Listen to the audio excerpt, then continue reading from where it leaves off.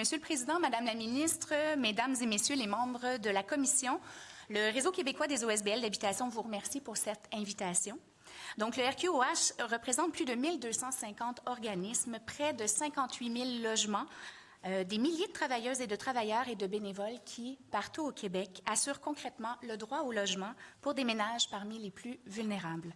Notre réseau est un pilier de l'économie sociale, mais surtout un pilier de la stabilité résidentielle dans nos communautés. Donc, on est ici avec un message, somme toute, assez simple. Le projet de loi numéro 20, dans sa forme actuelle, manque sa cible. Il part d'une intention légitime, celle de mieux organiser l'accès au logement, mais il risque, sans modification importante, d'affaiblir un modèle qui fonctionne déjà, sans répondre finalement à la véritable urgence. Et cette urgence, ce n'est pas seulement la gestion de l'accès au parc existant, c'est le manque chronique de logements sociaux et communautaires au Québec. Donc, notre première préoccupation, elle est fondamentale. Le projet de loi entretient une confusion entre le logement social et communautaire d'un côté et du logement abordable de l'autre. Mais ce ne sont pas des synonymes. Le logement social et communautaire, ça repose sur une propriété collective, l'absence de but lucratif et la sortie durable, pérenne du marché spéculatif et des loyers adaptés à la réelle capacité de payer.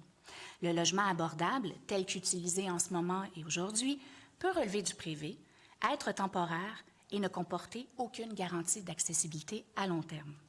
Quand on mélange ces deux réalités-là dans la loi, ce que ça fait, c'est que ça banalise ce qui fait la force du logement communautaire et on ouvre la porte à un déplacement des investissements publics vers des solutions qui sont moins durables.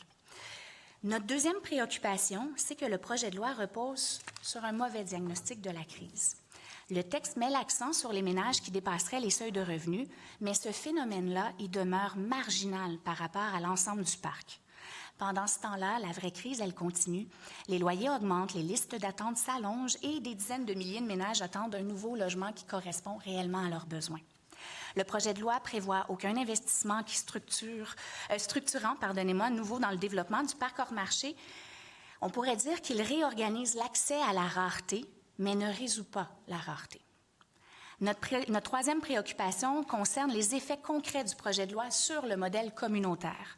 Donc, on reconnaît qu'un guichet unique pourrait être utile, ça, oui, mais il ne doit pas être conçu contre le milieu ni à distance des réalités territoriales. Le projet de loi prévoit qu'un organisme désigné gère un guichet, dresse les listes d'admissibilité et applique des règles largement renvoyées au règlement. Ça soulève un enjeu majeur, comment on peut préserver l'expertise des fédérations régionales, la fine connaissance des milieux et la capacité d'adapter des réponses à des réalités locales ancrées territorialement. Il y a aussi le mécanisme de compensation. Le projet de loi permettrait à la SHQ d'exiger une compensation aux locataires qui cessent d'être admissibles ou qui sont en défaut de transmettre certains renseignements. Et en cas de non-paiement, le bail peut être résilié de plein droit. Pour nous, c'est une disposition qui nous apparaît excessive. Elle est lourde administrativement, elle est potentiellement inéquitable, elle sera sans doute source de tension dans nos milieux de vie et surtout, elle ne créera pas un seul logement de plus.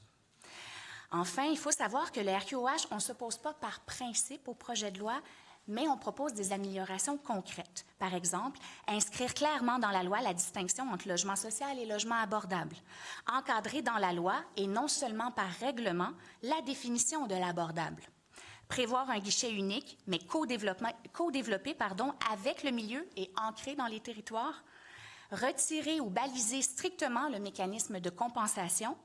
Supprimer la résiliation automatique du bail et s'il devrait y avoir compensation, réinvestir ces sommes-là dans le parc social et communautaire. Donc, au fond, notre message, c'est le suivant. Le droit au logement ne va pas se garantir par une simple réorganisation administrative. Il va se garantir par un choix politique clair en faveur du logement hors marché, de la propriété collective et du soutien aux organismes qui portent cette mission partout au Québec. Le RQOH est prêt à collaborer. On a de l'expertise, nous avons aussi l'ancrage territorial, nous avons des propositions d'amendements que vous retrouverez en détail dans notre mémoire. Ce qu'il faut maintenant, c'est une loi qui s'appuie sur ces forces-là au lieu de les fragiliser. Merci de votre présence, à vous quatre. Très, très apprécié. Je vais commencer dans le vif du sujet, on n'a peu de temps. Vous dites, Madame Poulet, que le projet de loi 20 rate complètement sa cible, que c'est un mauvais diagnostic que celui qui est présenté par la vérificatrice générale du Québec, que les données qu'elle a présentées sont marginales. 2700 ménages, ça ne m'apparaît pas comme étant marginal, tout à fait. Sur les données qu'elle nous a présentées ici en commission ce matin, oui, il y en avait là, qui avaient fait peut-être 1 000 $ de plus que ce qu'exigeaient les barèmes puis les cadres dans lesquels ils pouvaient déposer leurs demandes. Lisez ma face. Il y en avait quand même 250 qui ont été répertoriés sur les 15 000 qu'elle a pu vérifier sur le total là, de 27 à plus de 50 000, 60 000, 200 000 $ de plus que ce que la grille permet. Est-ce que vous ne jugez pas que les chiffres de la VG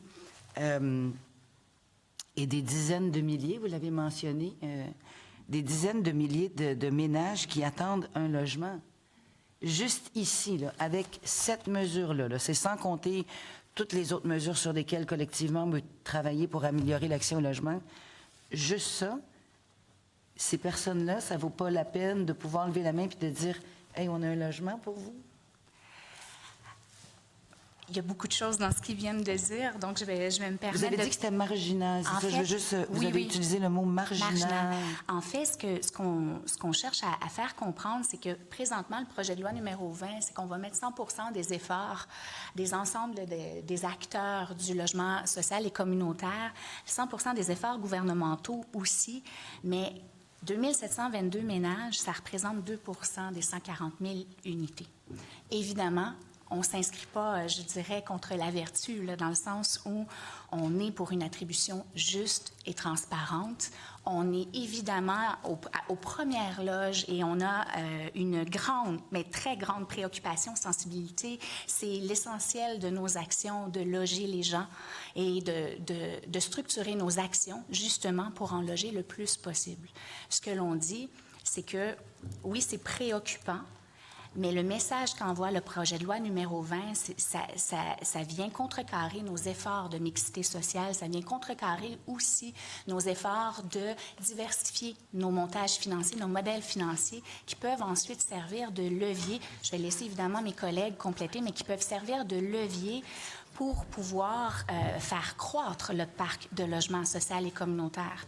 Donc, c'est un peu l'essentiel de notre intervention. Mais la mixité, on la souhaite, là. Ça, c'est pas d'aucune façon, on souhaite pas la mixité, là. Il y a plein de modèles à travers le monde où des personnes âgées vivent avec des jeunes, puis il y a des façons de monter du logement partout à travers le monde où, vrai qu'on pourrait s'en inspirer, mais la pièce législative qu'on présente aujourd'hui et le rapport de la VG auquel on doit répondre. Là. On a une obligation comme gouvernement, peu importe qui serait à la tête du gouvernement, de répondre aux demandes de la vérificatrice générale. Maintenant, c'est un morceau du puzzle. Là. On le monte, ce puzzle-là, depuis 8 ans, avec toutes sortes de mesures, avec le privé, la FTQ, Desjardins, Utile est un extraordinaire exemple, il était là tout à l'heure, le groupe Maurice aussi, pour aller chercher des partenaires puis enlever du logement. Donc, ça, je veux juste vous rassurer, là, Mme Poulet, c'est vraiment une partie du puzzle, le projet de loi 20. Là. Il y aura autre chose. Dans le PL, vous ne parlez pas là, des demandes, mais vous parlez budgétaire, parce que ce n'est pas le cadre de la rencontre d'aujourd'hui. Vous parlez de 10 000 logements par année. Alors, il y a des éléments dont on discutait un peu plus tôt, la manque de main-d'œuvre, la main-d'œuvre en construction qui se fait de plus en plus rare. Les coûts de construction, là, on l'a vu post-pandémique, des conventions collectives ont donné davantage d'argent aux travailleurs de la construction, j'en suis, mais 10 000 logements par année, apparaît vraiment quasiment miraculeux de pouvoir arriver à ça. L'objectif du projet de loi, c'est de simplifier tout ça, rendre l'accès au logement d'une part aux bonnes personnes, mais d'accélérer ces mesures-là pour les monter le plus rapidement possible. Ça aussi, je vais vous dire que c'est une partie du puzzle. On aurait quand même 33 000, à la fin du mandat, plus de 33 000 qui auront été montés au Québec. Et c'est ça, je veux juste m'assurer que on l'a vu là, dans plein de projets de loi. Andrés Fontes, le député de Laurier-Dorion, pardon, est avec moi sur le projet de loi 25 là, sur à tourisme, c'est la même chose. Là. On veut juste s'assurer que la personne est au bon endroit, puis que les plus vulnérables soient vraiment dans les logements que le gouvernement du Québec finance, soit à travers la BRIC, soit à travers des PSL, dans les coops, quand le carnet d'entretien puis le fonds de prévoyance n'est pas suffisant. C'est au gouvernement du Québec qui vient nous voir. Fait qu'on veut juste s'assurer que ceux qui font 200 000 soit ils contribuent au maintien d'actifs de la coop, ou soit on attribue ça vraiment à la bonne personne. Je me permets parce que c'est une approche nuancée qu'on a et qu'on a historiquement aussi dans le secteur des OSBL d'habitation, c'est-à-dire, oui, un guichet unique parce que nous sommes les premières organisations à vouloir faciliter les démarches de la requérante ou du requérant de logement qui est en grande vulnérabilité. Et ça, on le reconnaît et c'est pas simple. Donc, il y a eu plusieurs initiatives régionales qui ont été mises sur pied et qui ont fonctionné et qui fonctionnent toujours. Bien, on va vouloir que vous les déposiez, toutes ces recommandations-là. Mais bien sûr, et vous aurez l'occasion, j'espère en fait, de lire justement notre mémoire parce que ces initiatives régionales-là, le succès, c'est qu'elles ont été co-développées avec les acteurs terrains qui connaissent finement les particularités du territoire, les particularités aussi des organisations vers qui on va aller cogner puis aller déposer une demande de logement. Donc, la centralisation nous apparaît d'une lourdeur, mais d'une potentielle aussi déconnexion avec des réalités territoriales puis des solidarités aussi qui se sont créées au fil des années. Donc, je pense qu'on aurait intérêt à aller voir ce qui se fait et ce qui fonctionne absolument. déjà. Puis on va vous interpeller là-dessus là, pour voir de façon plus... Avec grand plaisir. Granulaire. La réalité de Saint-Jean-de-Malpotah n'est pas celle de Mille-Îles, et pas celle de Laurier-Dorion, et pas celle de Argenteuil, j'en conviens tout à fait. Merci de cette précision-là. Votre micro est allumé. Alors, merci beaucoup d'être avec nous aujourd'hui. Vous savez que vous apportez beaucoup un baume dans la communauté pour les moins nantis.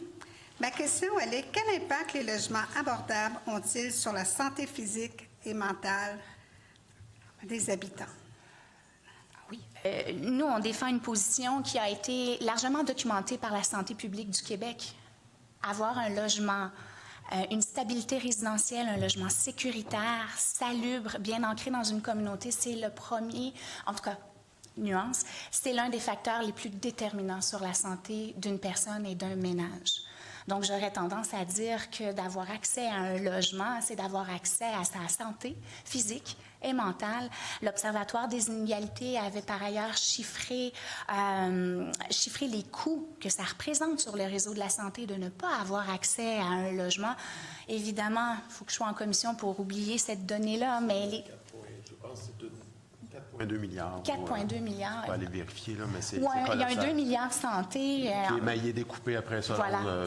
sur le poids sur la santé et d'autres domaines. Donc, j'aurais tendance à dire que c'est le premier déterminant pour le ménage en termes de santé physique et mentale, mais aussi pour la santé financière du gouvernement qui cherche à rendre la structure bureaucratique plus efficace et à assainir les finances publiques. Merci. Vous avez souligné que vous aviez des préoccupations. Quel genre de mécanisme est-ce que vous pourriez nous suggérer au sujet des compensations? Ce mécanisme-là, il devrait être encadré strictement dans la loi. On comprend la nécessité de la souplesse d'un règlement, mais étant donné qu'on propose, par exemple, que lorsque on n'offre pas, on ne s'astreint pas à donner la compensation et où on a un défaut de document ou bref un défaut réglementaire et administratif, on prévoit la résiliation automatique de plein droit du bail. Et donc, pour nous, ce qu'on voit là, c'est, bon, s'il y a compensation, comme ma collègue disait, rendons-la disponible pour pérenniser le parc de logements communautaires. Ça, c'est une chose. Pour se projeter, pour développer autrement, on a une cible ambitieuse. Bien, il faut y avoir une diversification puis une stratégie, justement, qui permet plusieurs moyens. Cela étant dit, si on met dans ce mécanisme de compensation-là l'ultime conséquence d'une résiliation de bail, on risque d'alimenter la crise autrement. Et pour nous, c'est pour ça qu'on disait qu'on jugeait que c'était excessif, alors qu'on pourrait prévoir des mécanismes par gradation qui pourraient être sous la responsabilité du tribunal administratif du logement. Mais encore une fois, évidemment, pour nous, quand on voit compensation, bien, on peut se dire ça peut fragiliser les milieux, ça peut être source de tension, ça peut également être d'une lourdeur administrative. Ce qu'on essaie d'éviter ici avec le PL20, là. Oui, mais, voilà. mais on les entend, vos propositions. Là, en tout cas, moi, je suis absolument pas fermée à ça. pas à quel ministère non plus. Non, je te dis. Mais oui, c'est des considérations qu'on a déjà en tête, Mme Poulet. Alors, on passe Merci ça du infiniment, côté vous de- quatre. Merci. Tout à l'heure, du côté de l'opposition officielle et député de Mille. Vous mentionnez dans votre mémoire, puis je voulais poser la question au groupe qui vous a précédé, mais la définition de logement abordable. Posez des bonnes questions, puis j'aimerais vous entendre sur c'est quoi selon vous que ça devrait être, parce que vous demandez est-ce que ça devrait être une référence au revenu, au montant absolu, quel revenu de référence, quelle adaptation territoriale, est-ce que vous avez des orientations? Oui, effectivement, dans notre mémoire, premièrement, on insistait beaucoup sur la reconnaissance d'une définition qui fait consensus sur le logement social et communautaire. Je fais un petit détour, là. La propriété collective, le fait que c'est durablement hors marché, que c'est pérenne, finalement. Le logement abordable, lui, disons que c'est une notion assez floue. Et là, je veux être certaine de bien répondre à votre question, d'où le fait que je me réfère à mes notes. Vous allez me... Voyons. Excusez-moi. Bien, essentiellement, le logement abordable pourrait à ce moment-là, on doit déterminer quel genre de revenu. Est-ce que c'est un revenu en absolu? Est-ce que c'est un revenu qui est fixe? On doit également prendre en considération les disparités territoriales. C'est ça ma question pour Oui. vous. Est-ce que ça devrait, selon vous, être justement un montant fixe ou selon une référence au revenu? Je pense qu'à cet état-ci, en fait, la clé pour trouver la définition du logement abordable, c'est de faire un exercice qui est collectif et qui est partagé par les acteurs du milieu. La question, elle est, à mon sens, beaucoup trop complexe pour vous répondre de manière précise et nuancée, mais on a mis des pistes pour avoir une définition multidimensionnelle du logement abordable. Il y a aussi la notion de composition du ménage. Donc, ce qui est un loyer abordable pour une personne seule versus une famille monoparentale, on est ailleurs. L'adaptation territoriale, je l'ai dit, le revenu de référence, il y a la notion d'actif. Est-ce qu'on prévoit un plafond d'actifs, pas de plafond d'actifs? Donc, on doit en venir à une définition multidimensionnelle, mais surtout dans le projet de loi, ce qui est, disons, à notre sens, qui génère de la confusion, c'est qu'on passe de loyer modeste à loyer abordable. Et on est dans une loi, donc on doit, on doit clarifier le tout. Et pour le clarifier, ça nous prend des travaux en conséquence. Et logement abordable intermédiaire, pour vous, est-ce que ça devrait être abordé dans cette définition ou c'est carrément pas du logement abordable rendu là? Absolument, ça doit faire partie de la définition multidimensionnelle. Le logement abordable intermédiaire, la problématique actuelle, c'est qu'on confond logement social, communautaire, logement abordable. Le projet de loi confond ça à chaque fois qu'on l'utilise. Confond aussi revenu moyen modeste avec du logement abordable. Le logement abordable, actuellement, c'est plus davantage comme un programme qui peut s'appliquer, qui va permettre une subvention, peut-être à du privé, qui n'est pas pérenne dans la durée. C'est pas nécessairement une solution pérenne à long terme financièrement pour des locataires. Donc, si on veut utiliser le terme de logement abordable, il faut le cadrer puis lui donner une multidimensionnalité qui va inclure les nouveaux programmes de la SHQ aussi. Parce que là, on rentre dans... C'est comme les fleurs du tapis, là, c'est pas clair. Puis, chaque groupe, chaque intérêt a sa définition. C'est problématique. C'est majeur dans un projet de loi, dans un projet de société, d'avoir des définitions qui ne se tiennent pas. Donc, le logement intermédiaire fait partie des stratégies de diversification pour les montages financiers de la SHQ. Si on l'exclut, on exclut la mixité, puis on exclut la capacité du secteur à se prendre en charge puis à se développer. Ça peut nous servir, ça peut servir de levier, puis ça peut être très important. Mais pour ça, il faut qu'on ait des cadres réglementaires qui sont inclusifs puis qui reconnaissent la multidimensionnalité des stratégies qu'on est en train de développer. J'ai l'impression que le projet de loi, dans son intention initiale, il est louable. Il est juste comme pas tout à fait arrimé à la réalité. Les changements vont vite dans un projet de transformation. Il y a plusieurs solutions qui ont émergé en même temps. Je pense qu'on n'a pas encore capitalisé sur l'ensemble des solutions pour voir l'œuvre qui se construit. Mais en ce moment, il faut un arrimage au projet de loi pour qu'il se reflète à la réalité des stratégies qu'on est en train de mettre en place. on est tous mobilisés vers la cible du 20 qui peut paraître grande. Puis là, j'inviterais nos collègues à se prononcer là-dessus, sur le 10 000 logements par année. Mais dans la diversification qu'on fait des stratégies, le logement intermédiaire en fait partie pour atteindre plus d'unités par année. Oui, tout à fait. Mais bienvenue à Vulcat. Merci beaucoup pour votre présentation puis pour les deux mémoires. D'emblée, je souhaitais souligner qu'ensemble, vous représentez la quasi-totalité d'expertise terrain en logement non lucratif de Québec. Alors, je dirais que votre rôle mérite d'être reconnu. Alors, je tenais à le souligner. Vous savez, j'ai déjà fait la mention dans mon comté de Westmount-Saint-Louis, qui représente aussi le centre-ville de Montréal. J'en ai énormément de coopératives et j'ai énormément de citoyens qui nous écoutent, qui ont une grande inquiétude par rapport à ce changement. Ils sont contre le projet de loi.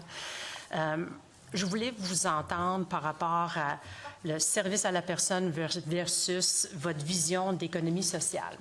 Parce que pour moi, c'est d'une grande importance quand j'écoute mes citoyens, la compréhension de c'est quoi et comment ça fonctionne. Je pense qu'il y a une méconnaissance. Bien, les OSBL d'habitation, nous sommes des acteurs clés de l'économie sociale en habitation. Un investissement dans notre modèle se répercute en retombées économiques directes. On a toutes les données, justement, probantes pour appuyer ces dires-là. Mais nous sommes aussi des organismes d'action communautaire autonomes. J'appelle ça être le meilleur des deux mondes parce qu'on a une vitalité démocratique, on a un ancrage dans nos communautés, on a une vie économique riche dans nos communautés également et ça nous permet de créer des milieux de vie, idéalement avec une mixité, parce qu'on parle de mixité comme levier financier, mais on a besoin de locataires aussi qui sont plus nantis à plein d'égards pour maintenir une vie démocratique, une vie associative, des comités qui donnent, vous m'excuserez l'anglicisme, mais de l'empowerment à des locataires qui en ont jamais eu. Donc, je vous dirais, le secteur sans but lucratif en habitation, c'est l'articulation de toutes les valeurs du mouvement d'action communautaire autonome, mais également toute la pertinence économique, puis la capacité de transformation sociale de l'économie sociale. Bonjour, Mesdames, Messieurs. Ça me fait plaisir de vous retrouver ici aujourd'hui. J'ai très peu de temps. Là. Écoutez, tout ça, ça parle du rapport de la vérificatrice générale. Donc, grosso modo, il y a une inadéquation des objectifs, les moyens mis en place par le gouvernement pour atteindre un objectif qui est des loyers pour les ménages, des loyers modestes, pour des populations à faible revenu, etc., etc. Et donc, comment dire, c'est une question linéaire. À savoir s'il y a adéquation. Est-ce que vous pensez que dans ces contextes-là, on se pose peut-être pas la bonne question? La question, c'est les objectifs du gouvernement qui sont un peu peut-être déplacés ou ne répondent pas à la réalité d'aujourd'hui, là? Évidemment, il y a une nécessité de clarifier parce que là, le projet de loi va nous amener sur le chemin de la confusion entre le logement abordable et social et communautaire. Donc, on a insisté sur la distinction entre les deux. Puis, concernant le logement abordable, je pense que les propos de Mme Crousette qui disait qu'on devait absolument intégrer toutes les facettes de ce que représente l'abordabilité. Je vous parlais tout à l'heure de différences entre les territoires dans la composition des ménages. Est-ce qu'on veut avoir un seuil de revenu absolu? Est-ce qu'on veut avoir un plafond d'actifs? On doit vraiment se pencher sérieusement, mais surtout complètement, et faire un tour 360 là, pour définir l'abordabilité, parce que autrement, c'est une notion qui risque d'être instrumentalisée. Et pour l'instant, la notion d'abordabilité, ce que ça veut dire, bien, ça veut dire que ce sont des investissements qui sont moins durables que lorsque l'on investit dans le logement social et communautaire. Ce sont des investissements également qui peuvent détourner disons, faire en sorte que les investissements publics perdent leur portée d'action, justement parce qu'on n'a aucune garantie de pérennité. La différence entre un OSBL et un HLM, vous en faites selon les projets de loi? Bien, en fait, tout à l'heure, on parlait de mixité sociale, puis comment un guichet unique serait centralisé. Un OSBL, premièrement, c'est un milieu de vie. Donc, notre mission n'est pas, et je ne réduis pas la mission d'autres partenaires, là, loin de là, mais notre mission n'est pas seulement de loger des gens à faible revenu. On a une mission au-delà du socio-économique. On a des locataires qui ont des besoins particuliers. On a une vie associative démocratiques. Donc, ce sont des conseils d'administration démocratiques dans les OSBL d'habitation. On est littéralement ancré dans nos territoires. Nos communautés participent à la gestion ou à l'administration de nos organismes. Et je sens que Monsieur le Président veut que j'arrête là. Je vais vous référer à mon mémoire. Parce que le 10 secondes était largement étiré, là. Alors, merci beaucoup pour votre rapport à la Commission. Nous allons suspendre quelques instants afin d'accueillir le dernier groupe.